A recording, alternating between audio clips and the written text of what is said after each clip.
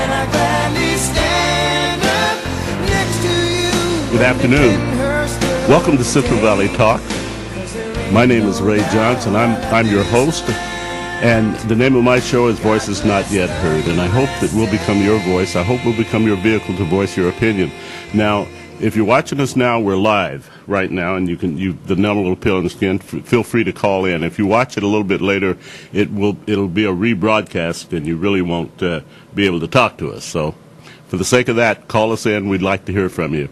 I have a great guest, and I'm going to get to him in a minute. But before I do, I want to tell you that I've always prided myself in the fact that, for the most part, I thought I was politically responsible. You know, I did my due diligence on all the candidates as well as the issues at the time.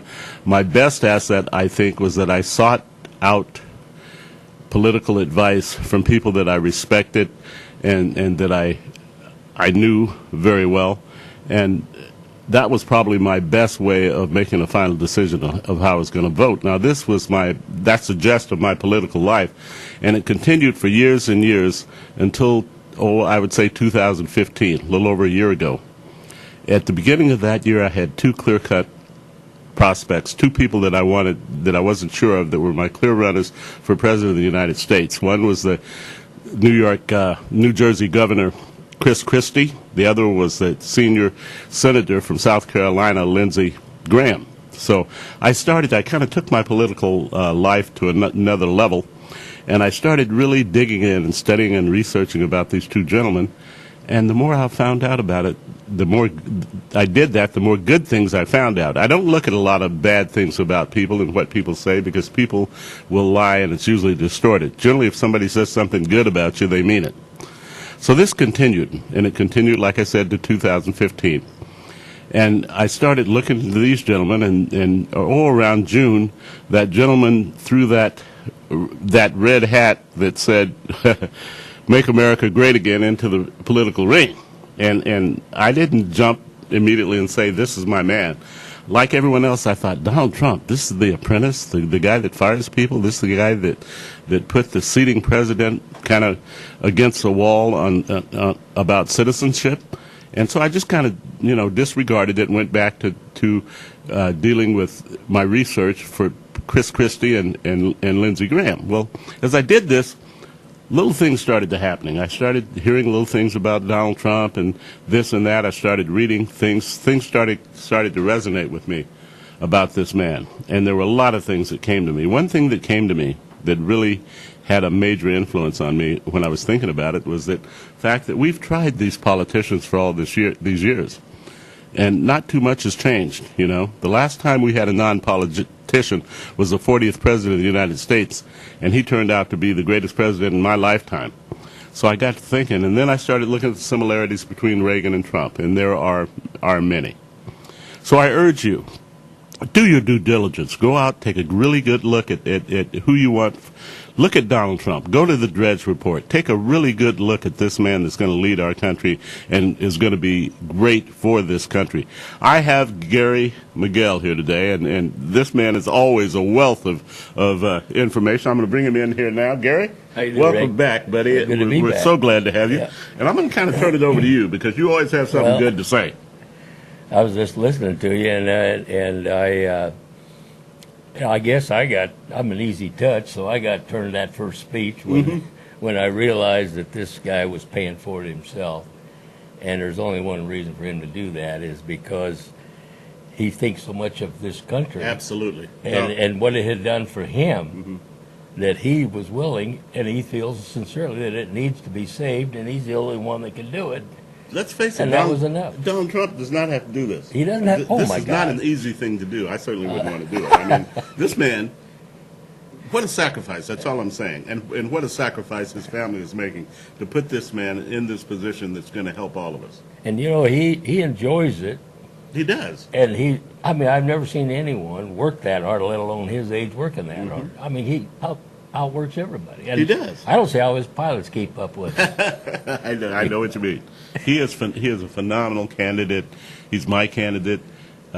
He's Gary's candidate. We believe in him totally, and we encourage you. And another thing I want to encourage you to do is go out. Gary and I both saw it. I called him. He was in Oregon, and we called and talked a little bit of Washington.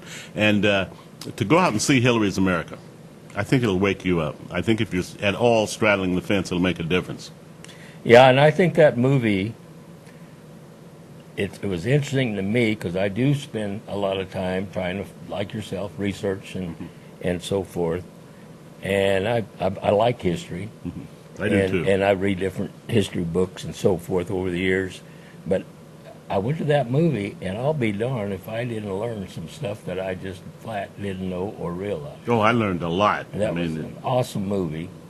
And it woke me up to a lot of things that I just didn't realize. And it's so true. I mean, it is true. Well, it's a factual It's a fact. Yeah. And so that's what, I don't know, to me it says, oh, my first thought was after seeing that movie was this movie should be seen by every American regardless. Absolutely. Whether you're liberal or, It doesn't or matter. conservative, Yeah. it doesn't matter. It doesn't and matter. Very well said, Gary. It should be, everyone should go out and see this movie, And regardless of your political views. But what has struck me about that movie, or what they're doing with the movie at this point, it is number one now as a documentary for this is it? year. I figured it probably Yeah, would be when I saw it. it is number one now.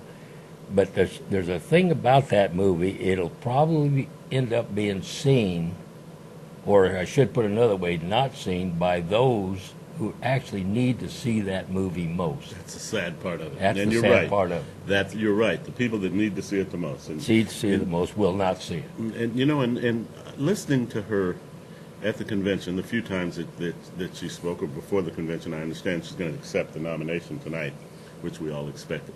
But she, some of the things she said are just unbelievable. It's like her and Barack Obama are in a fog, like they're on a different planet. And not only do I not understand people that don't get this, they don't get it.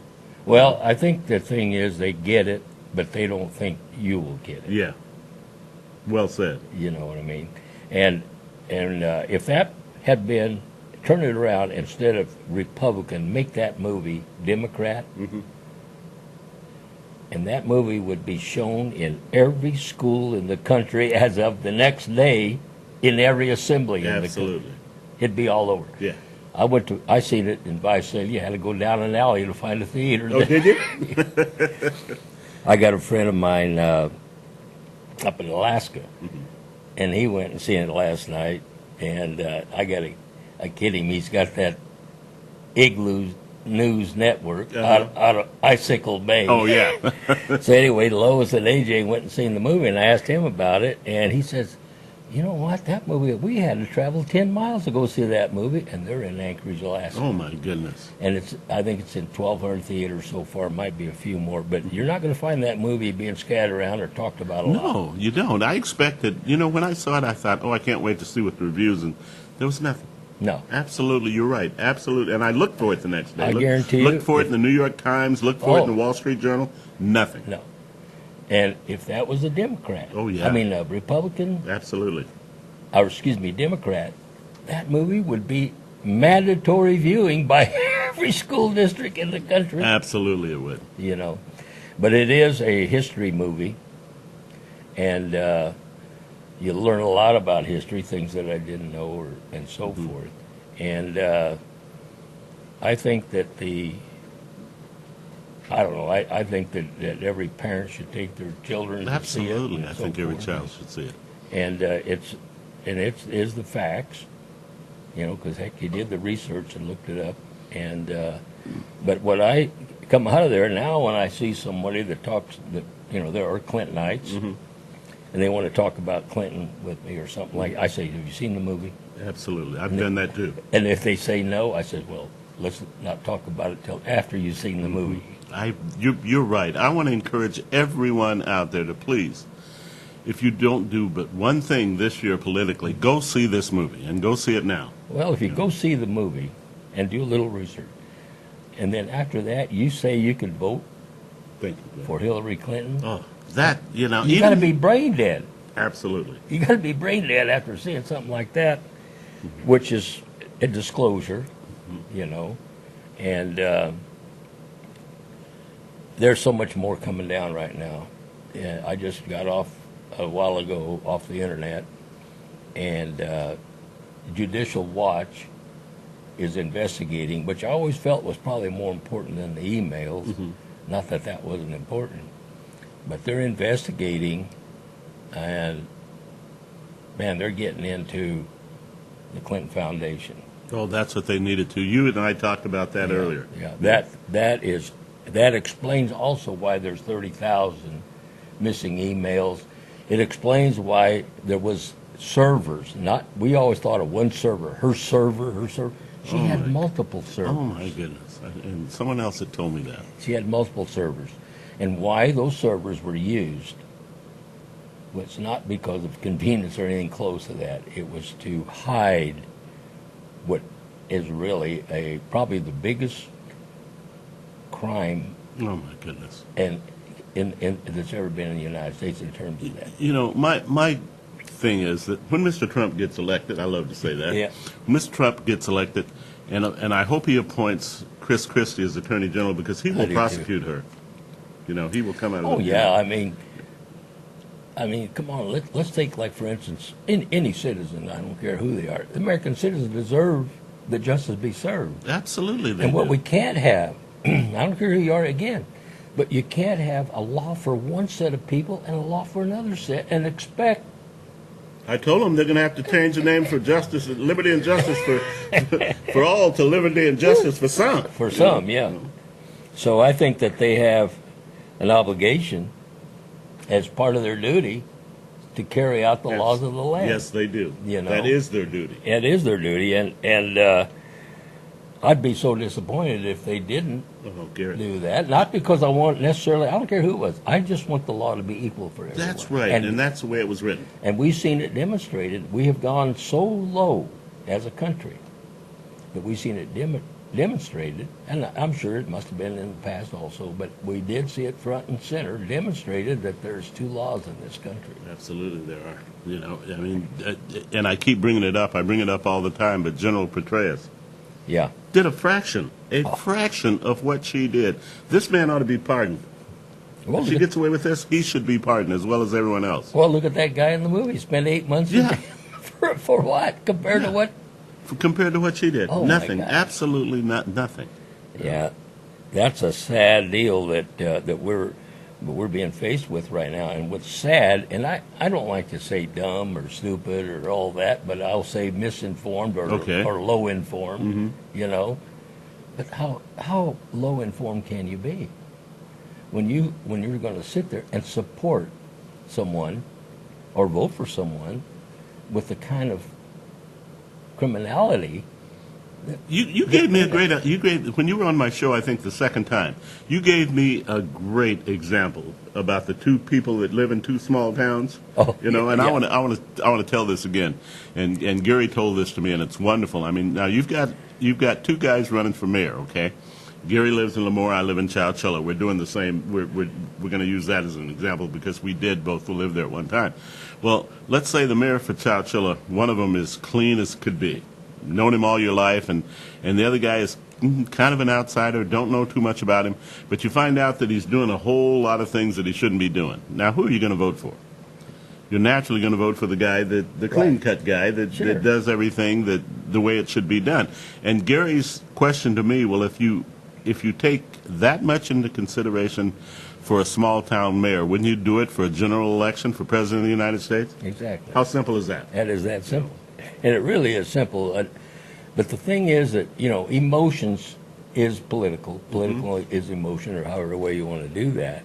And it's very difficult and you can understand that, somebody that's put their faith, I'm going to just say a Democrat, that all their life has been raised Democrat, put their faith that way, believe that way. Totally programmed that way. And they're good people. Sure they are. But they're being made criminals. I use an example, and we talked about it just a while ago. Hillary is making criminals out of her supporters and her voters, and it's an unwittingly to them. And the thing about it is, let's use the word accessory. Absolutely.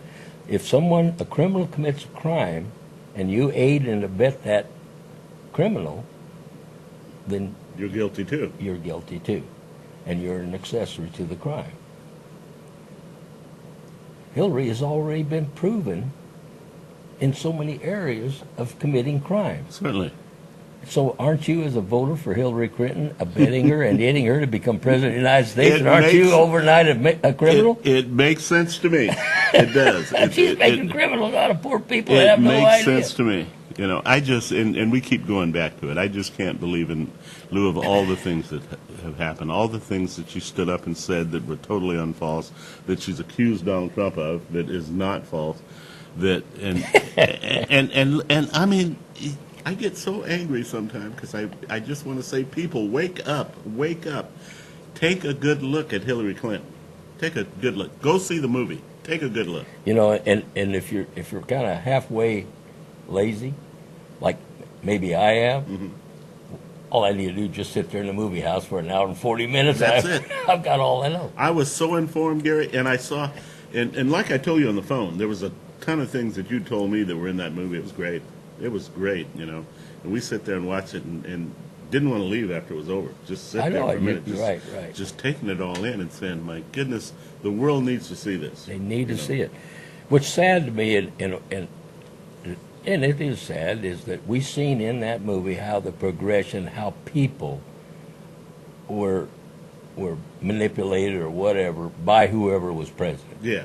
You know, we go back to in the movie, all the way to Jackson. Yeah, all the way to Jackson, and it was interesting to me, though, the founding fathers, as an example, involving the Jackson doctrines and so forth.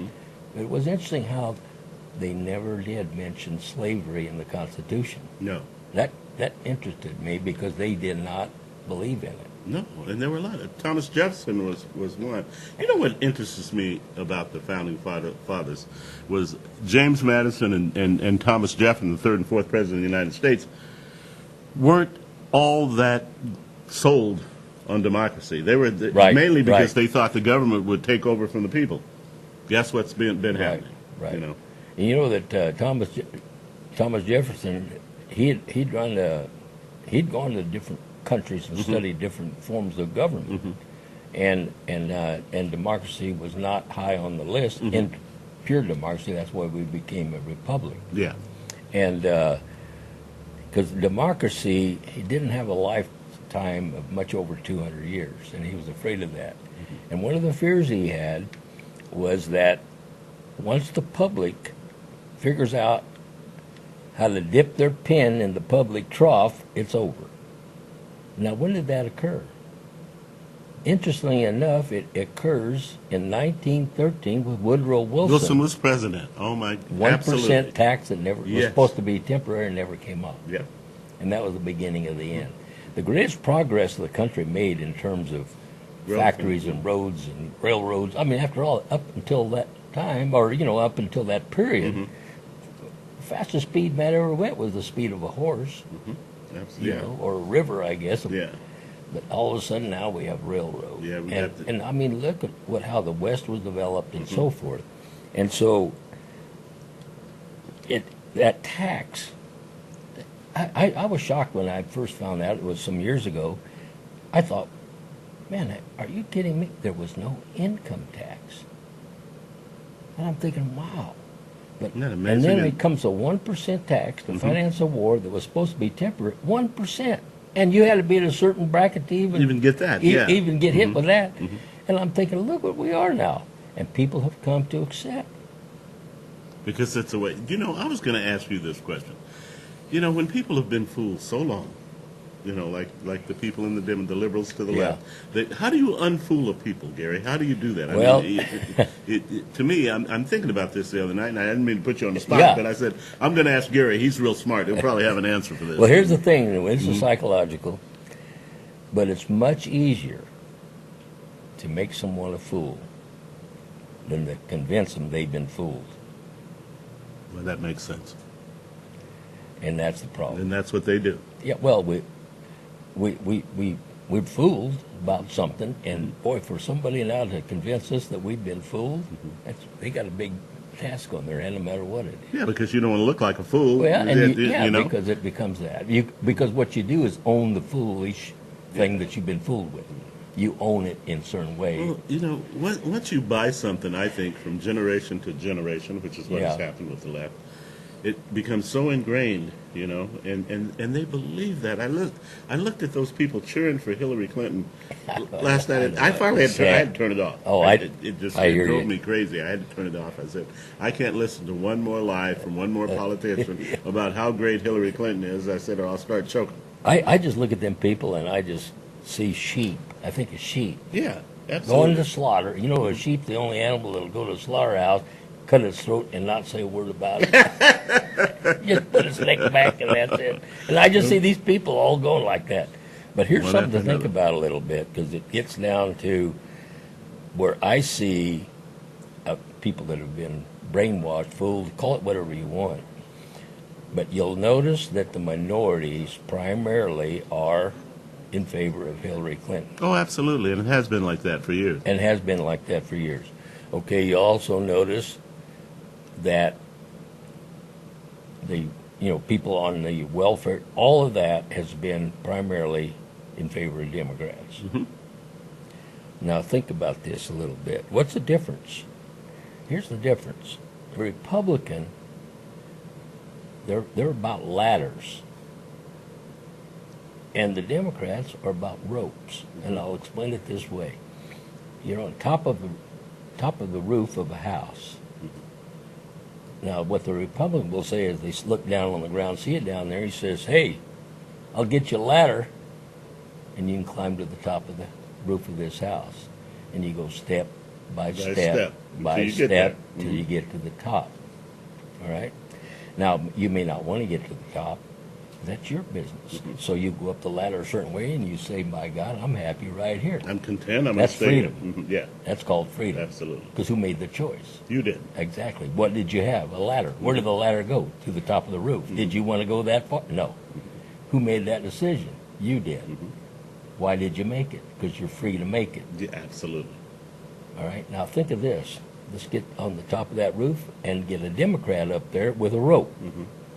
He throws a rope down on the ground, and he tells the guy or the gal, he says, "Grab that rope and hang on to it, and I'll pull you up with this rope."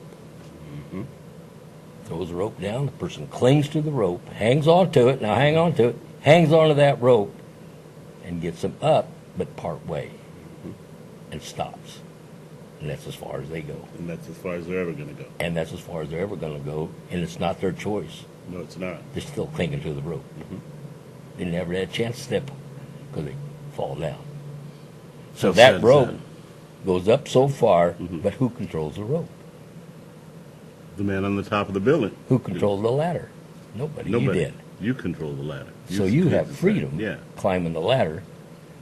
Clinging to the rope, you don't have freedom. Well, you know, the Civil Acts bill was signed in 1965, and a lot of people don't know that more Republicans, I know you do, more Yeah. Republicans signed that bill than Democrats It by a would- big majority. It would not have passed without the No, Republicans. it would not. People don't know that. People don't realize that. And that bill passed, and with it, I'm sad to say, brought a lot of the sorrow that we have today. Absolutely. And Absolutely. and that's what's happening in this country. And, it's sad. I will give Johnson credit for this. He was pretty shrewd in realizing Oh, he was that, real- hey, man, if I get this bill passed, I've got those people to vote for the next 200 years. Oh, absolutely. You see what I mean? Absolutely. And that's what He, what's what he happening. had, he threw him a rope. The Democrat Party should be forever grateful to him. They praise Kennedy. They praise everybody Right. else. They should be grateful to Johnson. because, Absolutely. You know, you're right. He Yeah, did that. you know. Exactly. And he tossed the rope. And he brought well, I'm saying he, but the party party brought it itself, part way. yeah. And they're still clinging on that rope. And they can't get off. of it. No, they can't. They can't get off. They can't take it step by step and then have the And freedom get to stop. No. They control the rope. How sad is that? Okay, And now, that's- I mean, that is, and I'll tell you what that is, where they are, what they pull the rope up to. It's called a Democrat plantation. it is. I don't can care see what that. color you are now. It doesn't matter because Color he's got doesn't matter everybody in on this. that rope. Yeah, absolutely. Any Yeah. color, any of that. Yeah. Now you cling to that rope, and you're going to get pulled only so far, and then they're going to stop the rope. but you're going to keep hanging on that rope because you have nowhere to go. But That's what the liberal left does. I mean, and Hillary Clinton is she's so immersed in that. Oh, and absolutely. has been for her whole. And you told me a wonderful story about when they first started back in and people thought they were crooks back then. You didn't even really know who they were back in Arkansas. Right. And that just it amazes me every single day. And I keep saying it and saying it. And I want America to wake up. You know, Right. I want you to go to the right places. I want you. There's a couple of things that you should do. Gary and I talked about the Second Amendment. You know, go out and find a good gun dealer so that you get the right gun and protect yourself. You may be in a situation with a child at a concert or something, and things are happening in this country and abroad that makes us fearful, and we should be fearful because we don't know what's going to happen. In fact, more fearful now than ever. Than ever in this country. And that's why I urge you to exercise your Second Amendment rights. Purchase a gun, learn how to shoot it properly, learn where to put it away with a lock on it, take it with you so that it's never there when children might invade your home, and do all the right things, but protect yourself and please protect your family. And in the long run, you may even get a chance to protect a lot of people if you happen to be in the right position with a firearm. Now, here's what I don't understand, or I should say I have a trouble of understanding. The Second Amendment, that was before Lincoln, right? We go back to the Second Amendment. Now, at that time, which we all know the reason for the Second Amendment, but also at that time, blacks were not allowed to own guns, right? Very true, yes. So the guns were stripped from the black people right from the beginning, or somewhere in there. Yeah. The slave owners, obviously he doesn't want the blacks owning guns, right? So they made it illegal for blacks to own guns. All right. Now, what was the purpose of guns? To overthrow a tyrannical government.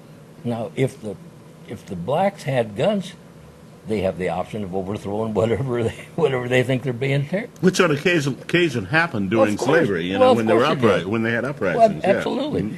So the point I don't understand, though, is this. The Second Amendment of all people who should really, really protect the Second Amendment is black people. Because they're the ones causing the most crime on one another. Yeah, absolutely. They need to protect themselves.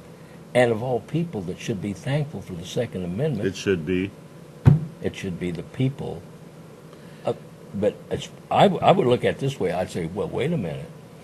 How in the world, then, is it that you find yourself able to vote for someone like Hillary Clinton who wants to take away the Second Amendment? It just doesn't make And any what you said sense. makes so much sense. You realize that, and this is a figure that's just staggering to me. I had no idea, Gary. I think I found this out when you were gone, that 90% Yeah. of blacks killed in America are killed by black offenders. 90%. Now that leaves. That is I read that too, and I thought, it can't be. I thought it was Yeah. wrong. Now that leaves 10% to be killed by everybody else, Yeah. including other ethnicities, which a lot of them are Right, Hispanic right, and white, and a very little percentage killed by the police. It's less than what you. It's just that. Oh, it's almost non-existent It's almost non-existent when you consider the. And of course I realize that it does happen and that Yeah. it does happen in a bad light and those people for the most part are held accountable, and if they're not, they should be. There's Of been course, people that have gotten away absolutely, with it. Of course they have. and to the full extent. Yeah. And the thing about that is that there is going to be bad eggs in every basket. Absolutely, depending on And then everything. And the thing is to make them accountable, and to try and prevent that as much as possible. But to wantonly label all, that's ridiculous. And it really is, you know, and it's especially the one thing that minorities hate more than anything else, and I'm certainly one of them, is to be labeled, you know, Absolutely. to be categorized. But yet they do that. They're categorizing the police. They're categorizing the police. And labeling them. And it's, you know, most police, 90% of policemen, I believe, are good people. They're out there doing a job for Fresno. These guys make $53,000 a year. Yeah. That's nothing. Yeah. You know, for the job they do. That's why I encourage everybody, and I'll say it now and I'll say it at the end of the show. Next time you see a policeman, Yep. go up and shake his hand and thank him for what he does. Thank him for doing something that that most of us, I certainly don't want to do for a minimal amount of money. I'll tell you what, I praise them. especially what they're going through right now. But I don't understand why the minority or anyone would be against the Second Amendment when you're the one that needs it most. They need it more than anybody now, else. How in the world do you, in good conscience, to protection of yourself, your own family? Let's say you had kids. You say, "Who you voting for?" I'm voting for Clinton. How in the world do you do that when you got? It doesn't. It goes back to the thing of being brainwashed and fooled all these years, and That's what it gets down to, and that's a sad part to me. yeah, and it's back to that rope, going part way. I love that And analogy. getting That's enough, perfect. just getting enough rope to take you up that far, but you don't have freedom because you got to still hang on to the rope. Where the ladder Here's you the can sad part step about up.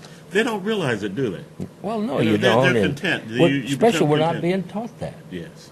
You know, and I know this is a little bit off, but it's the same thing. And whether you realize it doesn't matter. People are actually on ropes a lot more than they think they are, Sure and they're they are. not on the ladder they think they are. Okay, I'll use an example, which we talked about it before, is people's retirement pension funds and things like that. Why is it that you go to school? I don't care if you have a college degree. I just talked to a kid, 22 years old, graduated from SMU, college degree in business. Oh wow, from SMU. And he had no idea what I'm getting ready to say. And that is, why is it that people accept 6-7% on their retirement and all the mutual funds are the same? They all do about the same. Why do they accept that? To the point they don't even They don't even question They it. don't do even question it. When I look at it and see it, what you've seen, there's 100% there. Yes. Who gets the 93%? Well, I mean, who gets the 93%? Where's it gone? we should be getting it. And But- you can be, but you're not going to be taught that in school. No.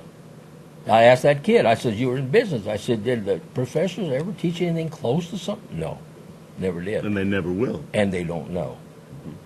Because that's not where they got educated either. It's amazing, things like this. It's that just are simple. To phenomenal. me, it's a very simple thing. And you've seen how simple. You don't have to be that accurate about it or that smart about it. All you got to know is, bang it, that's the bottom and that's the top. That's exactly it. Gary, we're going to take a little break here, and we'll be back, ladies and gentlemen, in 2 and 2. To be living here today. I'm back with Gary Miguel, and we're going to continue our discussion here about, And they can't well, take Gary's got a it little away. something to say, and we were talking about it on the break. I'm just going to turn it over to him and let him go ahead.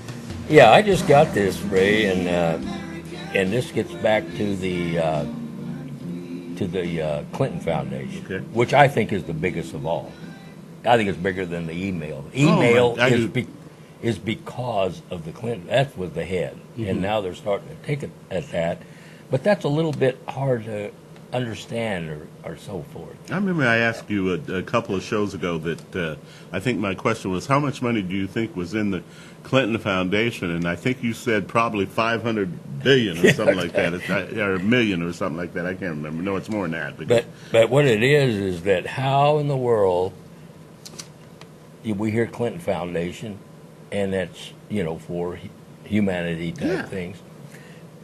Actually, what you find out is they can only figure about 10% of all the money raised that goes actual for good works. And realistically, there must be a couple $100 million in there, huh? Yes. Or more. Okay. Now I'd like to go over this. Okay. I'm not gonna read it. I'm gonna kind of scan through it, but so that you understand the mechanics of the Clinton Foundation. Oh, good. Everybody needs to You hear need this. to know the mechanics, because I'm sitting there, because we think of foundation and we don't Sure. know anything about it. How many of us ever Yeah. have something like that? And of course, something foundation that's a charity, well, yeah, we'll give to it. But this is how it works, and how the Clinton crime family has worked. Good. Okay, the foundation is organized crime, and at the finest, and was financing it. Here's a good, concise summary of how the Clinton Foundation works as a tax-free, international money laundering scheme. Not surprised. And it may eventually prove to be the largest political criminal enterprise in U.S. history. Staggering. Now, I got this information not from a major media pundit. This isn't this isn't some off the wall guy that's out here. You know, Okay. this is a major media All right. source. Okay, and here's how it works. Now he explains how to work because I'd like to know how does it work. You create a separate foreign charity. In this case, one in Canada. So we're going to start it. Let's let you and I start this foundation. Ray and Gary's foundation. So Ray and Gary, we create a foreign charity and we place it in Canada. Okay. We don't do it in the United States. Have that part in the United. We have that charity in Canada. Okay. The foreign governments then donate, and other people of foreign interest or citizens, they did donate to the Canadian charity. Okay, they don't come to ours; they go to the Canadian one. Okay, in this case, over 1,000 did. My goodness. Over 1,000. Okay, contributing mega millions. Money goes to Canada. Now, you'll see in a minute why it goes to Canada. Well, I think I can guess, but I'm sure they did this out of the goodness of their heart. Can you imagine Putin sitting around and saying, "Hey, I got to give $1 million. Those people are helping out all this," so he sends $1 million over the charity. Okay. and that helps out his platinum deal a little Well, bit. yeah, but well, man, the goodness of his heart. He's Yeah. sending that away. Them Clintons, my God, that's wonderful work they're doing. Okay, the Canadian charity. Okay, this is our little charity here. We'll try to do that, so that way it's not Clinton. Uh-huh. The Canadian charity then bundles these separate donations, makes a massive donation to the Clinton Foundation. Of course. Make a massive donation to the Ray and Gary Foundation. We're liking this better and better. We're liking it already. Okay, and the Ray and Gary Foundation and the cooperating charity in Canada claim Canadian law, which prohibits the identification of the donors. Oh, my goodness. So guess what? All that money's coming in to us, and by law, it cannot be revealed who donated, who the donors are, right? Canadian law.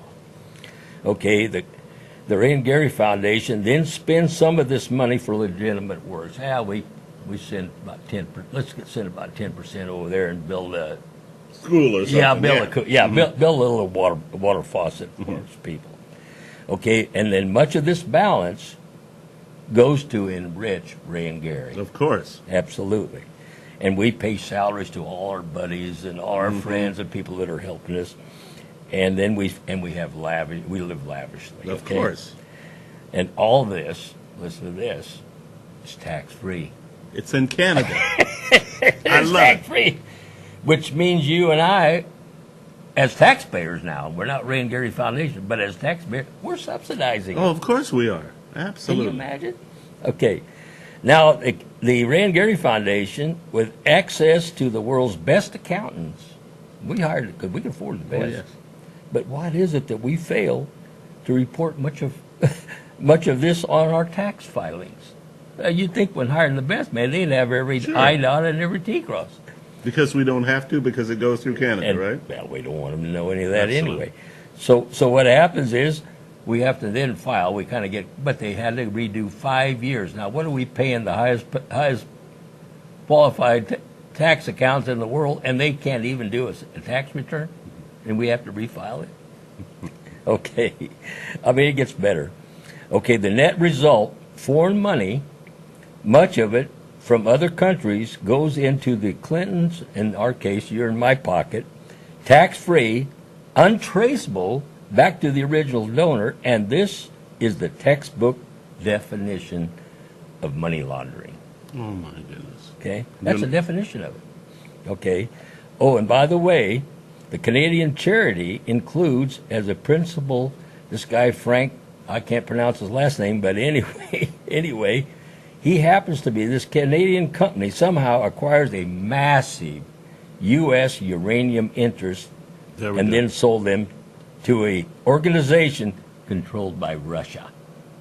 Now think about that. Now, I heard that Hillary Clinton signed off on that uranium deal when she was Secretary of State. And you're getting ahead of me, but you're right.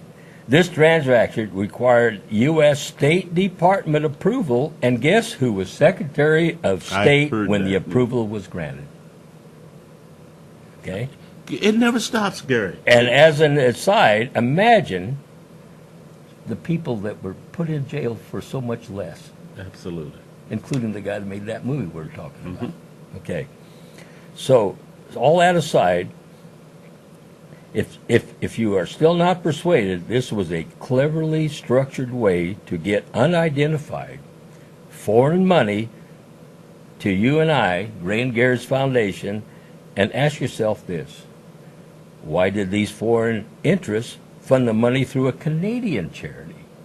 Why? Okay. Why not donate directly to Ray and Gary? And then you have to ask, why not donate the money directly to the people and organizations who need it In the first place. in the first place? Because of Some interesting material. okay, this is the essence of the money laundering and influence peddling. Now you know why Hillary's destruction of 30,000 emails was a risk that she was willing to take. Sure. She got by with this last investigator of the FBI. What risk? She played it perfect. She knew darn well she wasn't going to be indicted because she knows so much about so many people they're not going to touch her, right? Bill and, in this case, Bill and Hillary are devious, unprincipled, dishonest, and criminal. And they are slick. They are very slick. And here's the warning. There comes a warning with this, okay? This could be back in the White House in January of 2017. Oh, And do not let it happen. Remember, most people are not well informed, which we understand that, and we must somehow inform and educate them. there you have it, ladies and There you gentlemen. have it. Another great piece of information Yep, that most people, I didn't know. I didn't Pretty either. cut and dry, isn't it? Yes, it is. And so when you think about it, how are they able to do that? Oh, it didn't happen overnight. But it's back to little things. It's the little things. Give this guy that rope and get him up this far. Sure. Anyway. You know, just all these, and then and as the movie pointed out, get your people involved in every little aspect you can of government, Absolutely. and it's a perfect crime so far. Now who is the? And Donald Trump said this. That was very brilliant, I thought. Who is, because the jury in this big, huge trial that's going on right now, and the jury is us, the voters. Sure. The American taxpayers. The American citizens, taxpayers are the voters. And so we have this big court going on, right? A court case going on right now. And on one side of it is, of course, the Republicans with Donald Trump. And I just say Donald Trump Sure. and the people that support him. And then you got the other side, which is the Clintons and the people that support them. Now, here's the interesting. You notice this lately? We used to think of them as being liberals. Absolutely. Democrats or liberals. They changed the word to progressive, which is another word for communism. Oh, my goodness. I am not surprised. Communist is what Well, what they sure. advocate. And it's a sad deal. And if you look into, like the movie pointed out, you look into the youth of today, the millennials, why would anybody be for communism when they can sit there on TV and look and see what happened to Venezuela, pick up a book and see what did happen to Russia, Yes. pick up a book and see what did happen to Red China, Absolutely. and see what happened. Yeah. Now, is that doesn't what you work. want here? It has never worked in the world. Well, it how never can will it work? It will not work. It's impossible. It for would to have work. worked. It would have worked a long time ago if it was going to work. 'Cause Yeah. it's not because it has. Oh well, we haven't tried it yet. No, No, it's been tried and tried and tried. Yeah. and failed every time. And it's interesting, like even Rome and the fall of Rome, and going back to the fall of Greece, it still got. And it was interesting how that got down to where the politicians found a way to dip their pen into the public trough. And once they start dipping into the public trough, it's over. Interesting. It is And interesting. It's very interesting to me. And you know that like Lewis and Clark, when they made that trek, Mm-hmm. I think the sum total was $2,500 at that time. And they had to get approval of Congress. They come up with some of their own money. Now, where in the world are you going to find a politician for something like? I mean, come on. Yeah. You're not. They're not going to contribute a thing, and it's back to that same thing. I don't care, Democrat, Republican, the congressmen and senators or whatever we got out there. It's about 2/3 of their money or their being in there is with donations, is with campaigning for funds. Oh, sure it 2/3 is. of their time. Yes. Because they're owned by these Special interest groups. the Uniparty, which I call. Yeah. And the thing about Clinton, now we've learned a lot, right, Ray? Since the first time we talked Oh, about absolutely it, we we have. learned a lot today with this. This has come out, and it's basically what it does. It explains for us to understand what the foundation really is, Yeah. or any foundation, Yeah. or that, but how they did it Yeah. with the Canadian, and you see why they had to have Canada. Why didn't they just come? No, Mm-hmm. Sure. No, had they to have need. Canada. They had to have Canada. Had to have Canada, and so as we learn that, and we now sit here at this point, and we say now we're getting a little bit smarter, and we start to see also how dangerous we're becoming, or it is becoming. I'll tell you one indication that things are looking up, Gary, and like you said, people are starting to wake up a little bit. Yeah. It's my fear is that it won't happen fast enough. I'm hoping that it will. You know and what? I believe worry it. about that too. You know, I do. I do. But if you look at the polls 2 weeks ago, he was 8 to 10 points behind her in every poll. Now he not Yeah. only catch up the past week, he's ahead of her in almost every major poll right now, Right. and certainly within the margin of error. And I'll tell you something that's really been interesting. You know how Trump comes out and makes a prediction and then it comes true about everything Time so after far. time time after after time time. after time. And of course, I'm interested in this particular part I'm about to say. It really struck me. He came out the other day and he said, we are in an economic bubble like you cannot believe, and it is going to burst. And he made this statement, I hope it busts before I take over. Yeah, You see what I mean? absolutely. So what he didn't say it may not bust if I take over. He said it's going to bust regardless, which Yeah. I believe in. yeah. You know, I don't think anybody's going to be able to control anything like I no don't- country, no government, Well, or anything. You know, this president administration is going to hand him an added $6 trillion to that deficit. Yeah, You know. he's going to do that, So- and he may also be adding a bubble that's busted that's going to shake the very core and affect anybody, and they're including the guy hanging on the rope. Including the rope hanger. Yeah. But here's the thing that's interesting. I've got it, what you've seen, and I have not seen a signal of selling the stock. If you was a casual stock guy, I had not seen a signal since 2010. That's 6 years ago. Oh my goodness, that is a long time. That's a long time, right? And the market has gone up since then. I got my first warning about 6 months ago. I'm waiting for the second one, and that second one will be the one. Oh my goodness. But however, it was interesting to me that Trump must have something similar, or I'm and sure he does. You know what I mean? Obviously, I mean, Christ, I mean, I'm not the only one. There's thousands of people, but you know what's interesting? That a lot of people have pulled their money out of the market. You know, individuals have pulled out a lot of your CEOs and this kind of thing, and they've been doing it for the last 6 months. And the market is being propped up because of the election. Because both Democrat and Republican, if you're a senator, I'd hate to have to go home and campaigning when everybody's stock's going down and hitting the bottom, wouldn't it? Oh well, yeah. So let's keep it all up for all of us. Yeah, for all of us. And it doesn't take as much money to hold it up as it did before because there's less money in there. There was an article in the Wall Street Journal a couple of weeks ago about how everyone is starting to buy gold and silver more than ever. Well, and you know, that's and I another. wanted to talk to you about that, and maybe you could. Well, I tell you, a guy called me. That's interesting. He called me, and he said, "Hey, what would you do with your money?" He said, "Would you buy gold and silver?" I said, "That's inflation. Let's talk about deflation." I said, "Let me tell you what I think. You got X amount of equity. Let's say you have $100,000 in the bank."